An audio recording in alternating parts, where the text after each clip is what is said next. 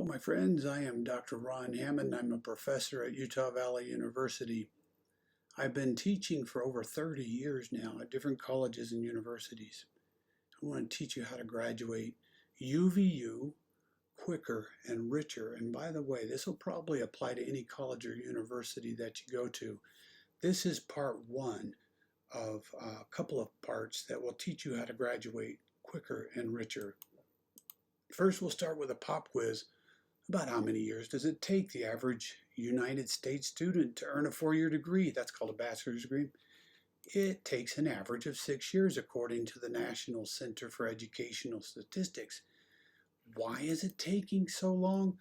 Most students have the impression that if they take 12 credits, which are required often for just getting financial aid and other things, it kind of says, well, you're full-time if you take 12. They think that's what's expected.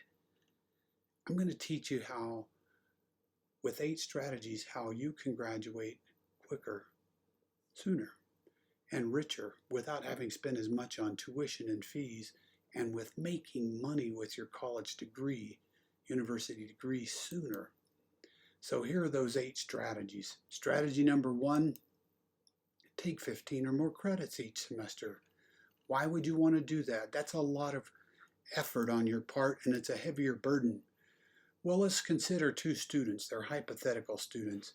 Student C wants to avoid debt and earn the money to pay for their college. And they also want to have fun in college. Now, you don't have to have fun or not have fun. That's not a dichotomy I'm presenting here, but you can have fun and be wise, avoid debt like student Z is, earn the money you want to pay for as much as you can for school, and apply for Pell Grants, work study, student loans, scholarship, all kinds of resources. So what I'm going to show you, what would happen to student C taking 12 credits in fall, 12 credits in spring, and student Z taking 15 credits fall, 15 credits spring, and 15 credits in the summer. Well, after the first academic year, student C has spent a lot less money, and they had their summers off to play or work or earn more money. But they've only earned 24 credits. Student Z has earned 45 credits, even though this student has spent a lot more money on tuition and fees. Then you go to the second academic year, and student C has now spent $12,805. They've accrued a total of 48 credits. And student Z has spent far more than that, $19,587, but they've accrued 90 credits. 90. 48 versus 90. Let's go to the third academic year, and something amazing happens for student Z. Student Z has enough credits to graduate in the spring convocation graduation ceremonies of the 3rd year. That's from starting as freshmen to graduating.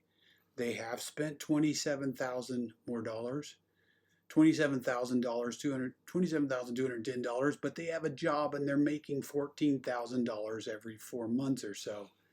Student C has only spent $20,000, but they also now only have far fewer credits, and they're farther away from graduating still. So we go to the end of the 4th academic year. Student C has not graduated yet. They've now paid more tuition and fees than student Z had to. They haven't made any money off of a bachelor's degree they earned, and it gets even worse by the time they reach their 5th academic year. Finally, student C, who avoided loans and debt and tried to earn everything they could and have more fun playing, they finally graduated. It took just about 5 academic years. They got a job that summer and they earned $14,000 that summer in 4 months. They did pay $38,642, where student Z, who was taking 15 credits fall, spring, and summer, only paid $27,210. But look at this. Student Z has also earned $98,000, and student Z is making money off of their bachelor's degree, and now student C is, but they just got started. if you do the math on this, it turns out to be kind of punishing for student C. Took 5 academic years, they paid $11,432 more than student Z, and they only earned $14,000. Student Z earned a total of $98,000, and that's $84,000 more than student C earned. That really speaks to beefing up, adding to your credits. Now you may say that's too much work for me. I'm going to teach you in just a few minutes how you can do that. We're going to go through the next few strategies quickly. Strategy 2 is register as soon as you can and take more credits. You will see at UVU they release some data showing who persists the most from one semester to the next, who keeps coming back and earning more credits towards a degree. The more credits a student takes, the higher their persistence. This is true almost every college and university in the United States. The less credits they take, the lower this line, the lower their persistence from semester to semester. If you're persistent, that means you're earning credits towards a degree. Who continues and graduates more? Full-time. That's the top line here. Full-time are persisting and graduating more. Who continues and graduates more? This line right here shows students who have a scholarship, followed by students who have a grant, followed by students who have a loan, followed by students who get some other form of aid. And at the very bottom, the least persistent, least likely to graduate are people who just self-pay. It's amazing to me how many people do not want to file for financial aid, even though half or maybe 2/3 of them would have received some form of federal aid. And what happens there is that many people believe they wouldn't qualify, so they don't try. And it's the whole idea, I want to do this on my own, I want to pay my own way. Well, there's nothing wrong with that, but let other people, let other sources that are out there, money's being spent one way or the other. So strategy number 5, use that 15 to 18 credit tuition window that you find in almost all colleges and universities. If you're going to pay for 12 credits, it's $2,953. In the same semester, if you added 3, 4, 5 more, 6 more, it's the same price. So the idea is it doesn't cost you a penny more, maybe for a book or something. It doesn't cost you a penny more to add from 12 to 15, nor does it cost you a penny more to add from 15 to 18. You will find this in your course catalog when you look under the tuition and fees schedule is what they call that. This is UVU's a year ago. So let's really quickly look at strategy number 6. Attend summer semesters. Now I have to tell you how many of my students, and I'm not exaggerating, over 20,000 students I've taught in the 30 plus years I've taught at 4 different universities. And I've taught them, and I say this repeatedly when they ask, you won't burn out. Or if you go fall in spring and you're tired, and you start summer burned out, it goes away in a few days. And plus, if you're going year-round, you become like a year-round full-time student and you keep your rhythm. I often use the metaphor, it's like you're going to run a marathon and you stop at about kilometer 18 and take a week off instead of just finishing the whole thing. And marathon runners recover and keep going, even though at the end of the marathon it feels like they're done for. So we're going to teach you the 60-mile-an-hour principle. This is a metaphor, but it works, okay? This is what you might see in a typical college student, doesn't have a lot of experience. We call it the binge and purge. So I'm going to show you for a 16-week semester. First day of class, student goes in, they're unpacking for their apartment or their dorms, and they're kind of thinking, well, nothing's due for a little bit of time, so I'm going to wait. So each of these is a week, and what they find is about between week 2 and 3, there's a burden. This 60-mile-an-hour principle means this is what's going to be expected from a student with 12 or 15 or 18 credits. At about the 4-week mark, it hits a little peak. At about the halfway or midterm mark, it hits a monster peak. Then it drops back down, and things after the midterm start piling up. And yeah, this is where burnout comes in, because the student's like, what's the latest I can turn something in?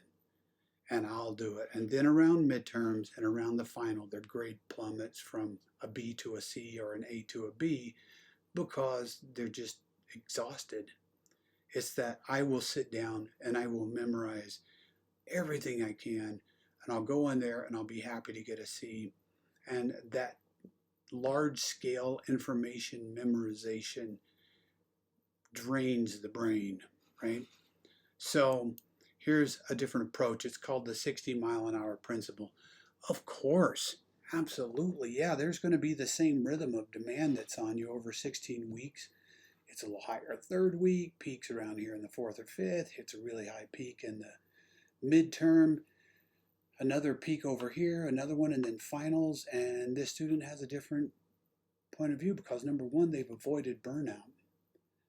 And number two, instead of waiting for the last due date, they're doing this strange thing. They're being proactive. And I'm going to show you, this is strategy number 3. To be proactive means you start on day 1. Well, start what? I know this is a lot of information, but I'm showing you in an Excel spreadsheet how this might look.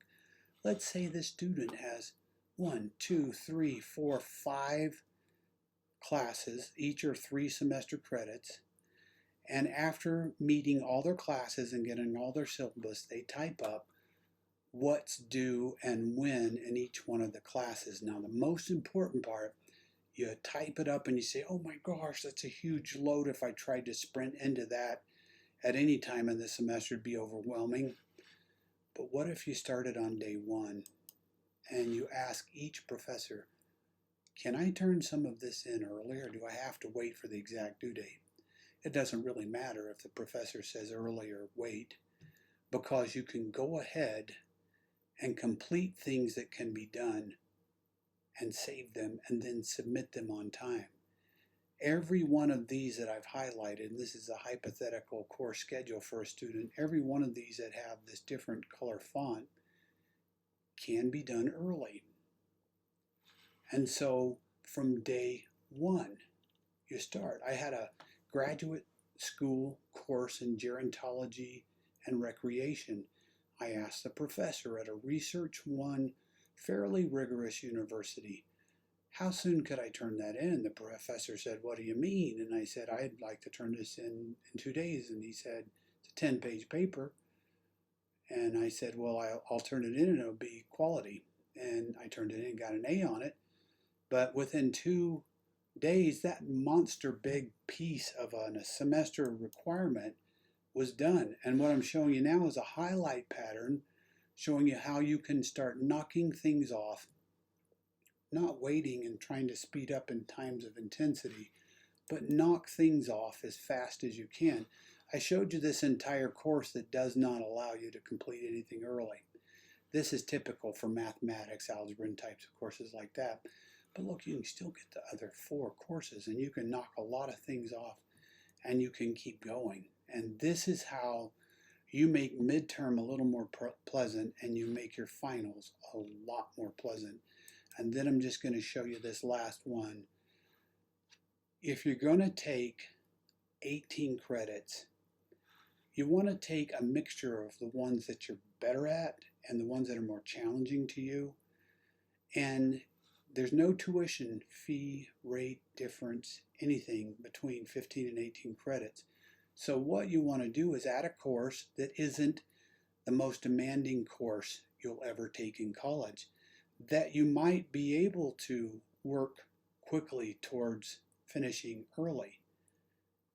If you do this, you graduate richer after you've graduated quicker or sooner, and you start your career. And if you want, from there, you consider graduate school, and you say to yourself, could I do this in graduate school? And I can tell you, you certainly can. There are a lot of graduate programs that feel just like the senior year in college at the master's level, and you can take the same approach and work on things as soon as you can and maximize that window while you go year round. Thanks to everybody.